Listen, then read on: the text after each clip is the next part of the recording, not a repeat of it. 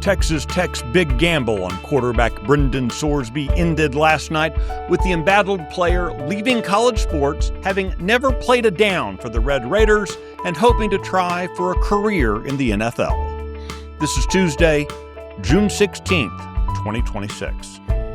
Texas Scorecard presents the day's first news for the Lone Star State. The Texas Minute with your host, Michael Quinn Sullivan.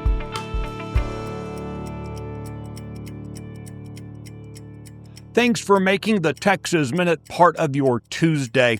Declining enrollment in Texas government schools means campuses are closing around the state, and the trend lines don't seem to be changing. More on that coming up. A federal lawsuit filed by the Big 12 Conference targeted Attorney General Ken Paxton and Texas Tech University over playing the school's new and now newly departing quarterback Brendan Sorsby.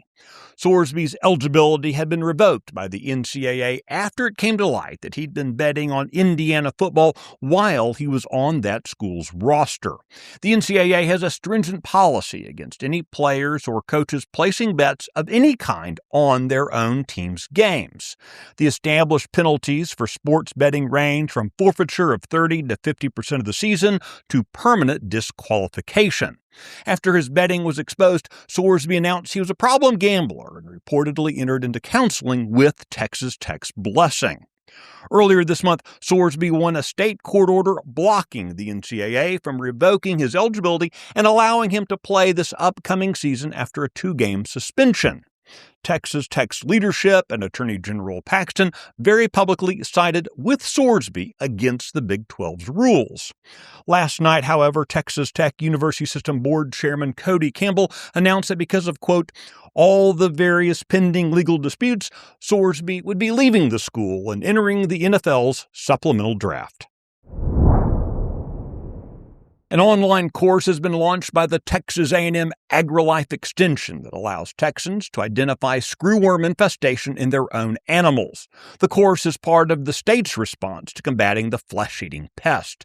The coursework focuses on the life cycle of the screwworm, monitoring, reporting, and discovery procedures. It also covers how to conduct animal inspections and apply approved treatment protocols. The course is free and available online. The first case of the New World screwworm in the United States was confirmed earlier this month in South Texas. There have now been 12 confirmed cases, all but one in Texas. A National Trade Association for Higher Education Administrators held a conference last week in downtown Austin that demonstrates the continued presence of left-wing ideology in the operations of higher education. The National Association of Student Personnel Administrators has a membership of over 15,000 professionals at 2,100 institutions. While last week's conference was not exclusively dedicated to so-called diversity, equity, and inclusion advocacy, many panel discussions across the 3-day event explicitly discussed the ideology's themes. In the sessions attended by Texas Scorecard, the more recognizable language of DEI has been traded for new terms such as, quote, culturally relevant pedagogy. State institutions have been asked if their employees attended on official time, but that information won't be available until those individuals submit invoices for reimbursement. The Texas Minute will be right back. Do you feel increasingly isolated? Like the world has gone insane and you are part of one small, clear-headed remnant? Let me be the first to tell you, you're not alone.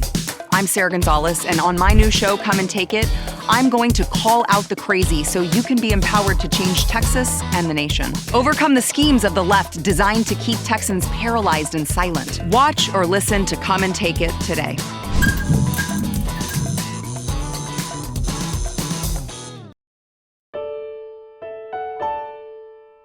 Public school closures are accelerating across Texas as districts confront historic enrollment declines. Despite Texas' continued population growth, public schools lost 76,000 students in the last year, the first non-pandemic decline in nearly 4 decades. Districts across the state are consolidating campuses and even closing them in response to the decline, setting the stage for major structural changes to the state's education infrastructure. The closures are widespread. Fort Worth ISD plans to close 18 campuses over the next 4 years, while Houston ISD and Austin ISD will close 12 and 10 respectively.